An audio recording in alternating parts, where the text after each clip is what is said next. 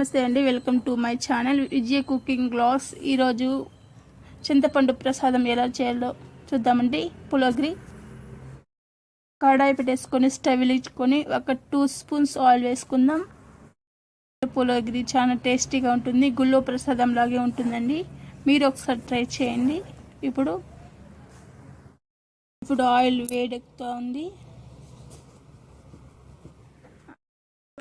ఒక అర్ధ కప్పు వేరుశనగ వేసుకుందాం. పల్లీలు కూడా అంటారండి, వేరుశనగలు అంటారండి.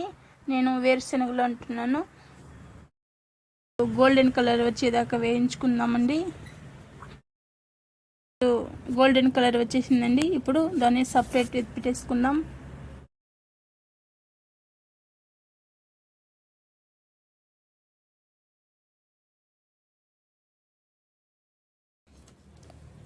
గుళ్ళో ప్రసాదం లాగా చాలా బాగుంటుంది.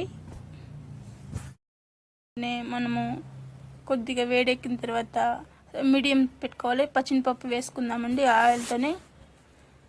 ఉద్దిపప్పు 1/2 స్పూన్, ఆవాలు 1/2 స్పూన్ వేసుకుందామండి. కలుపుతూ ఉండాలి. గోల్డెన్ కలర్ వచ్చేదాకా మనం కలుపుతూ ఉండాలి.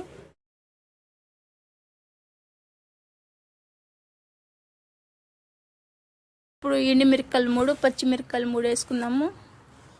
కొంచెం వేయించుకుందాం.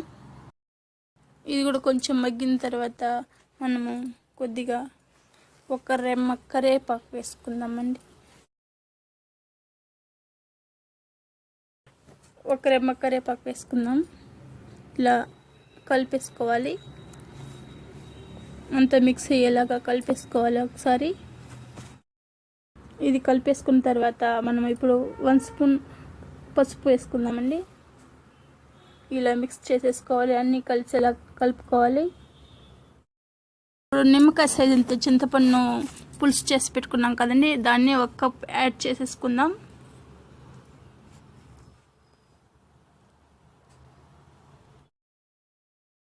ఇది బాగా మరగాలండి.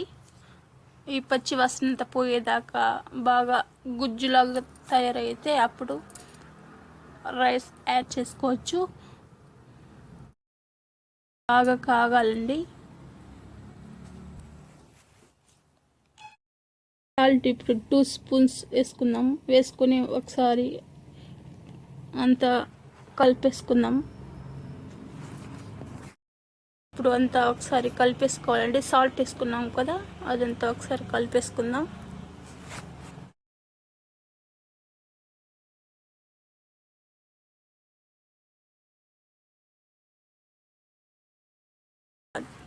మరగనిచ్చాలి పచ్చి వాసన పోయేదాకా. ఇలా కర్రీ లాగా అయిన తర్వాత స్టవ్ ఆఫ్ చేసుకోవచ్చు. ఇప్పుడు కాగనిద్దామండి. అడగెట్టకుండా కిందిగా ఇలా కలుపుతూనే ఉండాలి. ఇప్పుడు మరిగినాక స్టవ్ ఆఫ్ చేసుకుందాము. 2 గ్లాస్ రైస్ని యాడ్ చేసేసుకుంటున్నాను నేను. ముందుగా 2 గ్లాసుల రైస్ చేసి పెట్టుకున్నానండి. దీన్నే ఇక్కడ యాడ్ చేసి కలుపుకోవాలండి. బాగా కలుపుకోవాలండి. అక్కడక్కడ వైట్గా కనబడకుండా అంతా పులుపు పట్టేలాగా బాగా కలుపుకోవాలి.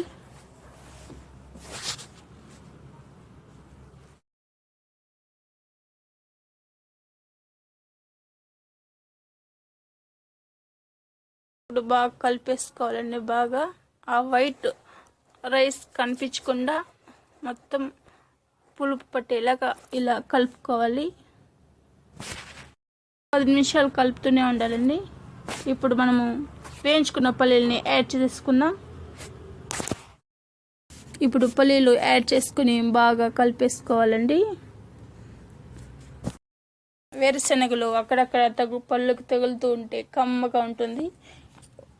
ఒకసారి తింటే ఇంకోసారి తినాలనిపిస్తుంది. అంత చాలా బాగుంటుంది. కొత్తిమీర గార్నిష్ చేసేసుకుందాం. ఒకసారి ట్రై చేయండి, లైక్ చేయండి, షేర్ చేయండి, సబ్స్క్రైబ్ చేసుకోండి ప్లీజ్.